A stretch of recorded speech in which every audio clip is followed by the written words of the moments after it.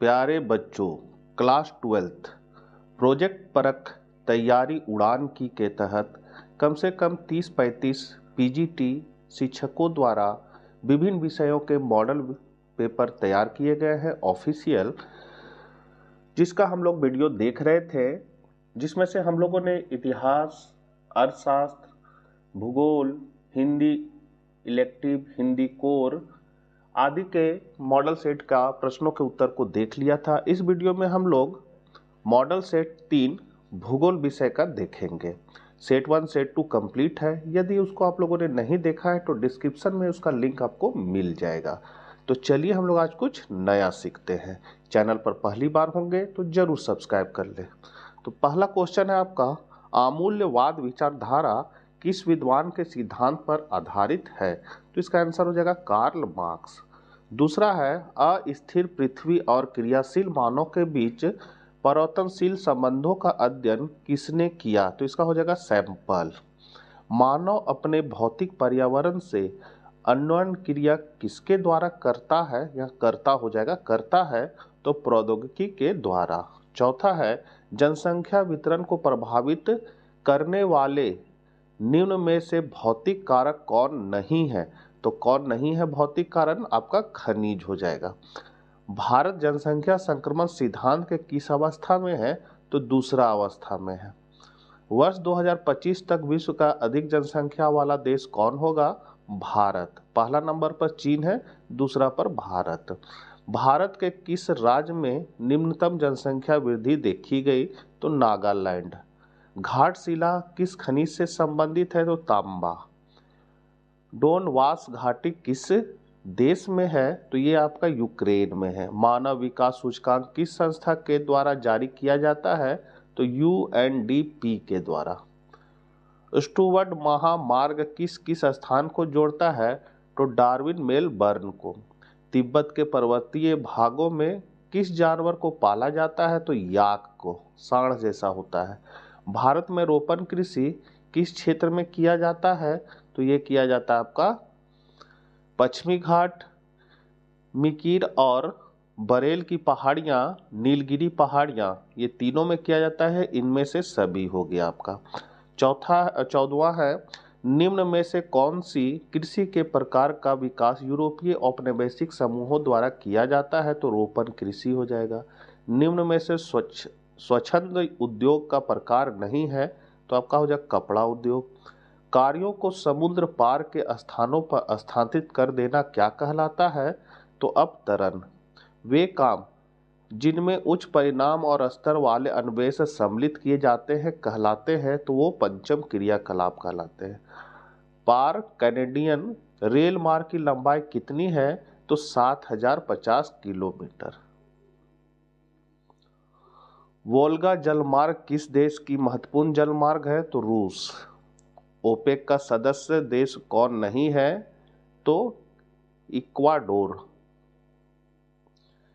निम्न भाषा समूह में भारत की सबसे छोटी भाषाई समूह परिवार है? तो चीन तिब्बती।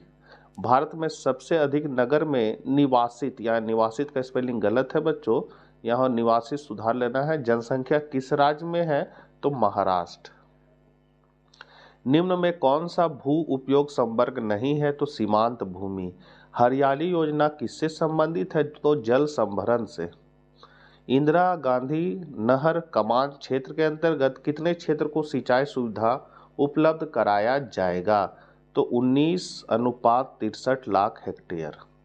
यहाँ से आपका अति लघु उत्तरीय प्रश्न है, अंकीय विभाजन किसे कहते हैं? तो सूचना और संचार प्रौद्योगिकी पर आधारित विकास से मिलने वाले अवसरों का वितरण पूरे समान रूप से वितरित है। वास्तव में विकसित देश अपने नागरिकों को सूचना और संचार प्रौद्योगिकी तक पहुंच बनाने और उसके लाभ उपलब्ध करा पाने को अंकीय विभाजन कहा जाता है। 27 है, किन्हीं दो रेशेदार फसलों के नाम लिखे? तो रेशेदार फसल कपास, पटसन रेशेदार फसलों की जानबूझकर कपड़ा, डोरी, कागज वगैरह बनाने के लिए उगाया जाता है। रेशेदार फसलों के उत्पाद को खाया नहीं जाता। जल संभरण से आप क्या समझते हैं? तो जल संभरण एक ऐसा क्षेत्र है जिसका पानी एक बूंद की ओर प्रभावित होता है, जो इसे मृदा और जल संरक्षण की आदर्श नियोजन इकाई बना देता है। पल्ली बस्ती क्या है? तो ऐसी बस्ती जो भौतिक रूप से कई इकाइयों में बटी हुई हो, यहाँ बही लिखा गया, बटी हुई है, लेकिन इस सभी इकाइयों का नाम एक ही है, इसे पल्ली बस्ती कहते हैं। गैट का पूरा नाम लिखें तो general agreement of tariff and trade. GATT के बाद ही विश्व व्यापार संगठन का स्थापना हुआ था। लिंगानुपात क्या है? तो जनसंख्या में स्त्रियों और पुरुषों की संख्या अनुपात को लिंग अनुपात कहा जाता है। संचार सेवा क्या है? तो संचार सेवाओं के अंतर्गत शब्दों और संदेशों, तथ्यों तथा विचारों का आदान प्रदान किया जाता है। मुक्त व्यापार के गुणों को लिखे तो जब दो देशों के बीच व्यापारिक बाधाएं हटा दी जाती है तो उसे मुक्त व्यापार या व्यापार उदारीकरण कहा जाता है। कॉफी के 3 किस्मों को लिखे तो अरेबिका, रोबस्ता व लेवेरिका, ये तीनों कॉफी के किस्म हैं। लघुतरीय प्रश्न है आपका, अंतर्राष्ट्रीय व्यापार के अस्तित्व में आने के कारणों को लिखें। तो पहला है उत्पाद में विशिष्टीकरण। तो जब अलग अलग देश वस्तुओं के उत्पादन या सेवाओं की उपलब्धता में विशेषीकरण करते हैं तो इससे व्यापार को बढ़ावा मिलता है। दूसरा है तुलनात्मक लाभ। तो जब किसी देश को किसी खास वस्तु या सेवा के उत्पादन में तुलनात्मक लाभ होता है तो यह देश उस वस्तु या सेवा का उत्पादन करता है। आर्थिक विकास में योगदान, अंतर्राष्ट्रीय व्यापार में भाग लेने वाले देशों के विकास में योगदान होता है। मतलब ये जो है तुलनात्मक लाभ से क्या होता है, आर्थिक विकास में योगदान मिलता है। तीसरा है नए आर्थिक अवसर। तो विभिन्न देशों के बीच वस्तुओं और सेवाओं का आदान प्रदान करने में नए आर्थिक अवसर पैदा होती है। 36 है पाइपलाइन की विशेषताओं को लिखे। तो पाइपलाइन नवीन, सस्ती, तीव्रगामी और महत्वपूर्ण परिवहन के साक्ष्य हैं। इनका प्रयोग मुख्य रूप से तेल एवं प्राकृतिक गैसों के परिवहन के लिए किया जाता है। ये लाइन स्रोत स्थल से सीधे रिफाइनरी तक तेल एवं गैसों का परिवहन करते हैं। इसका विशेषता और महत्व है, तेल एवं प्राकृतिक गैसों के परिवहन के लिए पाइप लाइन एक निश्चित एवं अवरोध रहित साधन है। इसके महत्व है, पहला, इसके निर्माण पर एक बार व्यय होता है तथा इसके रख रखाव पर बार बार काफी व्यय की आवश्यकता नहीं होती। दूसरा है, इसमें परिवहन लागत काफी कम है। तीसरा, यह पानी के नीचे तथा किसी प्रकार की भूमि के नीचे बिछाया जा सकता है। 37 है नगरीय बस्ती प्रकारों की व्याख्या करें। तो नगरीय बस्तियों में रहने वाले लोग द्वितीयक और तृतीयक गतिविधियों जैसे विनिर्माण, व्यापार, परिवहन, शोध और विकास से जुड़े होते हैं। नगरीय बस्तियों में ग्रामीण बस्तियों के मुकाबले ज़्यादा सुविधाएं होती है। नगरीय बस्तियों के जनसंख्या का दबाव ज़्यादा होता है। फिर है नगरीय बस्तियों में जनसंख्या तथा लोगों की आर्थिक स्थिति ग्रामीण बस्तियों के लोगों की तुलना में ज़्यादा मजबूत होती है। नगरीय बस्तियों का आकार बड़ा होता है और इनके आधुनिक और तकनीकी व्यवस्थाएं होती है। नगरीय समाज में शिक्षा, चिकित्सा, बिजली, पानी, सड़क आवागमन के साथ दूर संचार, डाक तार जैसी सुविधाएं ज़्यादा उपलब्ध होती है। 38 है आपका शुष्क कृषि एवं आर्द्र कृषि के बीच अंतर स्पष्ट करें। तो शुष्क कृषि और आर्द्र कृषि दो प्रमुख कृषि हैं जो जलवायु और जल की उपलब्धता के आधार पर भिन्न होते हैं। शुष्क कृषि उन क्षेत्रों में की जाती है जहां वर्षा सुधार लीजिएगा, वर्षा कम होती है और जल की कमी होती है। इसके विपरीत आर्द्र कृषि उन क्षेत्रों में की जाती है जहां वर्षा अधिक होती है और जल की प्रचुरता होती है। आर्द्र कृषि उन क्षेत्रों में की जाती है जहां वर्षा की अधिक मात्रा होती है। इसमें जल की प्रचुरता के कारण धान, गन्ना, चाय, कॉफी आदि फसलों की खेती की जाती है। इसमें सिंचाई की आवश्यकता कम होती है। शुष्क कृषि और आर्द्र कृषि में मुख्य अंतर जलवायु और जल की उपलब्धता पर आधारित है। शुष्क कम वर्षा वाले क्षेत्रों में की जाती है जबकि आर्द्र कृषि अधिक वर्षा क्षेत्रों में की जाती है। 39 है अलवणीय जल की महत्ता पर प्रकाश डालिए। तो अलवणीय जल सतही अपवाह तथा भूमि स्रोत से प्राप्त होता है। सतही अपवाह से तात्पर्य वर्षा और भूमि स्रोत से तात्पर्य जल के प्राकृतिक स्रोत पृथ्वी पर उपस्थित जल में केवल 9% जल ही अलवणीय जल है। शेष 91% जल महासागरों और समुद्रों के रूप में लवण युक्त जल है, जो प्राणियों के किसी भी उपयोग का नहीं है। पीने के पानी का स्रोत जिसका परंपरागत संशोधन ना हुआ हो, लेकिन जिसका क्लोरीनेशन हुआ है। पीने के पानी, कृषि, सिंचाई, उद्योग और बिजली उत्पादन के लिए ताजे पानी की आवश्यकता होती है। इसके अलावा दुनिया की 10% पशु प्रजातियां केवल मीठे पानी के आवासों में रहती है, जिनमें से कई वर्तमान में लुप्त होने के खतरे में है। 40 है, खनिजों के संरक्षण एवं प्रबंधन क्यों आवश्यक है? तो खनिज सीमित और अनवीकरणीय संसाधन है। खनिज का निर्माण भूगर्भीय प्रक्रियाओं से होता है, जो बहुत धीमी होती है। खनिजों का इस्तेमाल उद्योग और कृषि दोनों में होता है। खनिजों का अत्यधिक दोहन और इस्तेमाल उनके अस्तित्व के लिए खतरा है। खनिजों का अयस्क लगातार खनन करने से लागत बढ़ती है। खनिजों के संरक्षण और प्रबंधन के लिए खनिजों के निरंतर दोहन कर नियंत्रण रखना, खनिजों का बचतपूर्ण इस्तेमाल करना, कच्चे माल के लिए सस्ते विकल्पों की खोज करना, फिर है खनिजों के अवशिष्ट पदार्थों का बुद्धिमत्तापूर्ण इस्तेमाल करना और खनिज निर्माण के लिए चक्रीय पद्धतियों को अपनाना। ये है इसका प्रबंधन। निजी उद्योग और सार्वजनिक उद्योग में अंतर स्पष्ट करें। तो पहला अंतर है, सार्वजनिक उद्योग का स्वामित्व सरकार के पास होता है, जबकि निजी उद्योग, यहाँ उद्योग हो जाएगा, निजी उद्योग सार्वजनिक उद्योग का मुख्य उद्देश्य जन कल्याण होता है। मतलब निजी उद्योग का उद्देश्य जो होता है वो लाभ कमाना होता है, जबकि सार्वजनिक उद्योग का मुख्य उद्देश्य जन कल्याण होता है। संचालन, तो सार्वजनिक उद्योग का संचालन सरकार करती है। उद्योग का प्रकार, सार्वजनिक उद्योग में भारी और आधारभूत उद्योग शामिल है।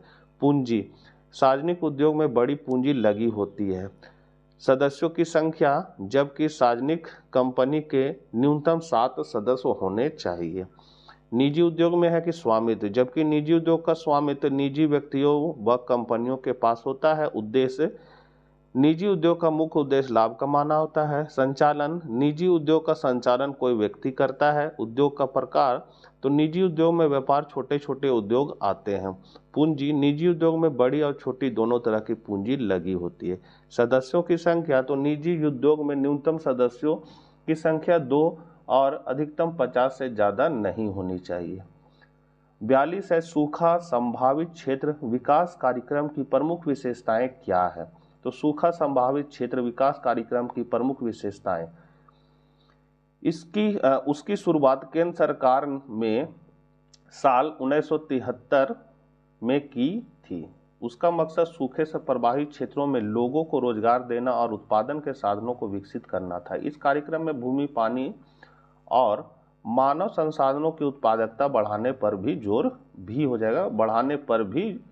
जोर दिया गया। यहाँ जोड़ लिखा गया है, जोर दिया गया है। इस कार्यक्रम में शुरू में श्रम प्रधान सिविल कार्यों के निर्माण पर जोर दिया गया। सूखा पानी की आपूर्ति में लंबे समय तक की कमी को कहते हैं। सूखे से प्रभावित क्षेत्रों में कृषि और पर्यावरण पर बुरा असर पड़ता है। इससे स्थानीय अर्थव्यवस्था भी प्रभावित होती है। दीर्घकालीन दीर्घ उत्तरीय प्रश्न है आपका 43, विकास और सतत पोषणीय विकास में अंतर बताएं। तो विकास, यह एक वृहद बहुआयामी संकल्पना है जिसमें समाज के सभी लोगों के सामाजिक एवं आर्थिक कल्याण पर बल दिया जाता है। और सतत पोषणीय विकास में है कि इसके अंतर्गत वर्तमान पीढ़ी की आवश्यकताओं की पूर्ति करते हुए भी भावी पीढ़ियों की आवश्यकताओं की पूर्ति सुनिश्चित करना सम्मिलित है। दूसरा है, इसमें संसाधनों के संरक्षण पर विशेष ध्यान दिया जाता है। इसमें संसाधनों की गुणवत्ता और सतत उपलब्धता बनाए रखने पर विशेष ध्यान दिया जाता है। तीसरा है, यह एक परंपरागत संकल्पना है और इसमें है कि यह संसाधन के पर्यावरण हितैषी एवं नवीन संकल्पना है। इसके अंतर्गत संसाधनों के वैज्ञानिक प्रबंधन पर विशेष ध्यान दिया जाता है। और इधर है, इसमें संसाधनों के वैज्ञानिक प्रबंधन पर विशेष ध्यान दिया जाता है। 44 है, भारत में आंतरिक जलमार्ग के उचित विकास न होने के कारण बताएं। तो पहला कारण है, भारत की नदियों तथा नहरों में जल का नियमित प्रवाह नहीं है।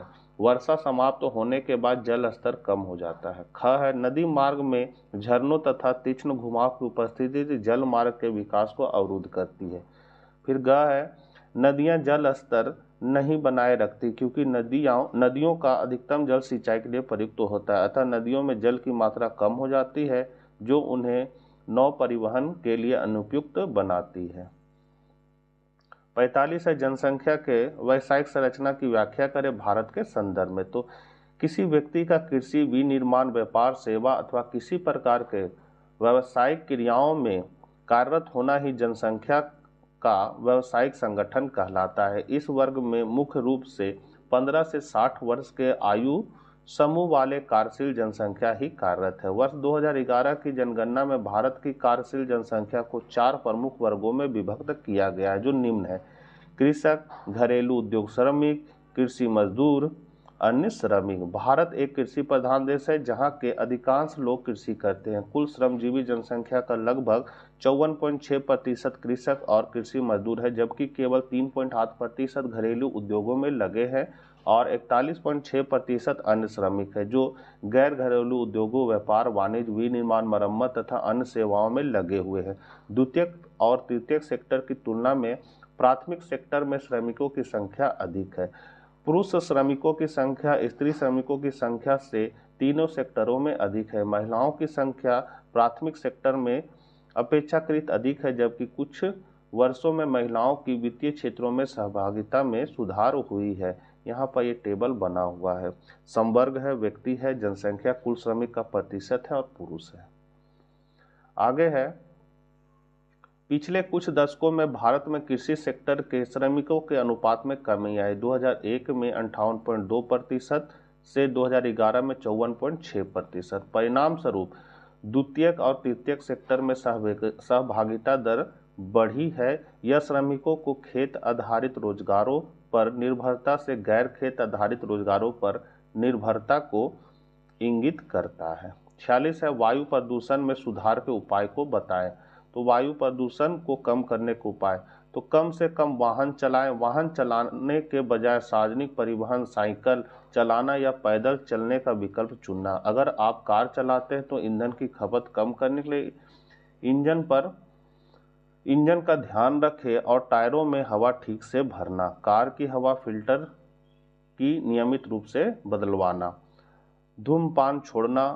धूम्रपान से वायु प्रदूषण के अलावा कई तरह की बीमारियां हो सकती है। घर के अंदर दहन उपकरणों का सुरक्षित इस्तेमाल करना चाहिए। लकड़ी के स्टोव का इस्तेमाल करना होगा या फायर प्लस की जगह इलेक्ट्रॉनिक या गैस स्टोव का इस्तेमाल करें। घर के अंदर हिबाची चारकोल ग्रिल, अनवेडेड स्पेस हीटर या पोर्टेबल जनरेटर का इस्तेमाल करना चाहिए। शहरों में पेड़ पौधे लगाना चाहिए। पेड़ पौधे प्राकृतिक वायु फिल्टर की तरह काम करते हैं। शहरी नियोजन में हरे भरे स्थानों को शामिल करना चाहिए। ऊर्जा के नए स्रोतों जैसे वायु और सौर ऊर्जा का इस्तेमाल करना चाहिए। 47 है, आदिम कालीन निर्वाह कृषि की विशेषता बताएं। तो विशेषता है, आदिम निर्वाह कृषि में भूमि के छोटे छोटे हिस्सों पर आदिम औजारों की मदद से खेती की जाती है। आदिम कालीन निर्वाह कृषि को स्थानांतरणशील कृषि कहा जाता है। या आदिम जाति के लोग कृषि करते थे। इस कृषि में वनस्पति को जलाकर साफ करके कृषि कार्य किया जाता था। यह कृषि कर्तन एवं दहन कृषि भी कहलाती है। इस कृषि में प्रति इकाई भूमि व उपज कम होती है। जब भूमि का उपजाऊपन समाप्त हो जाता है तब कृषक नए क्षेत्र में वन जलाकर कृषि के लिए भूमि तैयार करता है। यह कृषि किसान व उसके परिवार के जीवन निर्वाह के उद्देश्य से किया जाता है। इस कृषि में खाद्यान्न फसलें मुख्य रूप से उगाई जाती है। प्रमुख फसलें मक्का, कहवा, केला व शकरकंदिये इत्यादि है। आदिमकालीन निर्वाह कृषि से संबंधित प्रमुख क्षेत्र निम्नलिखित है। तो भारत के पूर्वोत्तर राज्यों में, मध्य अमेरिका एवं मैक्सिको में, मलेशिया व इंडोनेशिया में, ब्राजील में, मध्य अफ्रीका में और फिलीपींस में। भारत के पूर्वोत्तर राज्यों में इसे झूम खेती कहलाती है। 48 है आपका मानचित्रकार। तो इसमें मंगोलिया, आइसलैंड, फॉकलैंड और मेघालय है और इटली को दिखाना है। तो सब इसी में है बच्चों, इसको आप लोग देख लीजिए ध्यान से।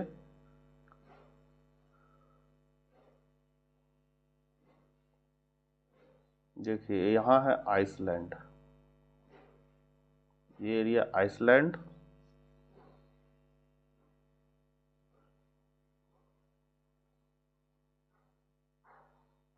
तो इसी में सारा दिया हुआ आप लोग देख सकते हैं कहाँ कौन है।